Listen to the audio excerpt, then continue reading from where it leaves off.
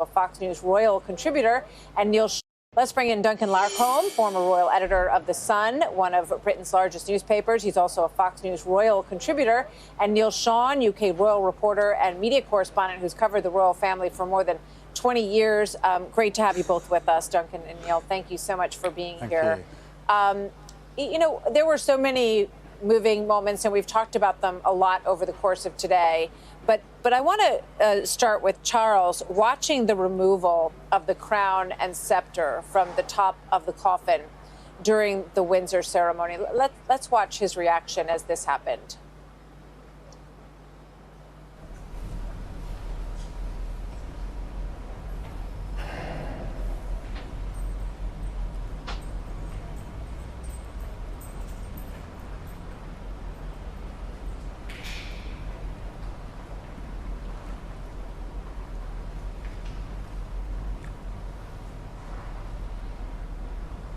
You know, Neil, as we watch this, the orb and scepter and, of course, the crown, the most important moment that you see here, lifted off of her body for the final time and put aside, and then the coffin without it. And we have this video as well. And you can see Charles, he's got his hand on the side of the pew as he watches this carried out.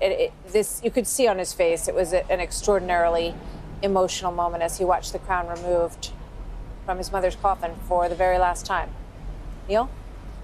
Yeah, I mean, you know, as you rightly say, Martha, a face says 1,000 words, doesn't it? It all starts now, you know. And really, I think we should congratulate, if that's the right word, all senior members of the British monarchy. They've worked incredibly hard this week in keeping us united, keeping our spirits up, while going through their own personal grief, you know. I mean, I was just by Albert Embankment the other day when Prince Charles and Prince William, you know, came out unexpectedly to meet the crowds. And, you know, it was a very strange feeling because everybody was sad, but there they have to be strong for us, you know. So I'm now hoping that after this private ceremony, you know, just about half an hour ago at Windsor, they get their final opportunity for them to personally grieve, because it must be incredibly tough. But I do think, looking at that footage, it all starts now, and I think that's exactly what King Charles III was thinking right in that moment. Yeah, and Duncan, we have video of them lowering the coffin, which I thought was a breathtaking moment, I called it, because we had never seen anything like it. Obviously, the finality of it. And we heard from the ministers there the announcement of her titles and that God had taken her off of this earth, and then turn directly to Charles and give him those titles to carry on. So there is absolutely no break in the period of monarchy. Duncan. Yes, Martha, hi. Thank you for having me back. I mean, I think you're absolutely right to particularly pull out this moment from what, frankly, has been an incredible... where are we now? We're on day 12, I think, since the Queen died. So it's an important moment because it was really a chance for the public, some of whom have queued up, as we know, for sort of 18 hours or whatever, to just see the coffin. Suddenly it disappeared, and left standing there was King Charles III. And I really felt then, I believe, if I remember this part of it right, they went on and sung the national anthem. And I thought you could see it in Prince Charles's eyes, almost like a moment when the penny seemed to drop for everyone. The Queen isn't coming back, and everything now rests on King Charles. You know, that was, for me, the moment. Obviously, it's not his coronation when they put that fabulous crown on his head. But for now, I thought that ended a really quite incredible week in the history of the British royal family.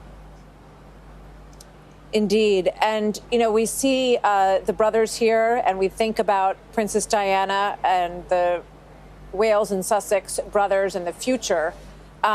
Neil, there was just sort of the slightest of nods to Diana. Kate today wore a necklace that was Queen Elizabeth's, but it was a necklace that Diana had borrowed and worn famously in a beautiful black dress. And that, you know, I thought was just sort of a slight nod to her. And also her brother, who had famously lambasted the family during his eulogy for Diana, was also in attendance. So what's the significance of that today, Neil? I think really that shows about unity and moving forward. And you know, when you think about it, as you rightly said, Martha, I remember, I'm sure you do, when Charles Spencer said that, it was kind of a sharp intake of breath moment, wasn't it? You know, her blood family, her blood relatives, and everything was, oh no, you know. But you know, families all fall out, they have their moments, and I thought it was nice that he was there, and obviously, you know, they've built a lot of bridges since that particular moment. I thought Catherine, our brand new Princess of Wales, elegant as ever, and if you were very worried about where the monarchy's going in the future, you're looking at it, you know, and I believe it's totally in safe hands. I think William and Catherine have become, you know, he's become so statesmanlike, and she's become even more regal, and it's exactly the sort of people that we want to lead the monarchy forward. You know, I thought she looked, I know this is probably the wrong phrase to say given the day, but absolutely breathtakingly beautiful, but so incredibly sad at the same time. It was a very haunting look that she had today. Very sad. Yeah, it absolutely was. And word is that she and William will move into the castle at Windsor. We'll see if that bears out. They live in a cottage on the estate right now. But that would put them in a position to really be, you know, sort of right there, right behind King Charles and Camilla as, you know, sort of the ready to go heirs to the two of them. Duncan and Neil, thank you so much. And I want to thank both of you for being with us throughout the last 12 days of coverage. You've just been such tremendous assets.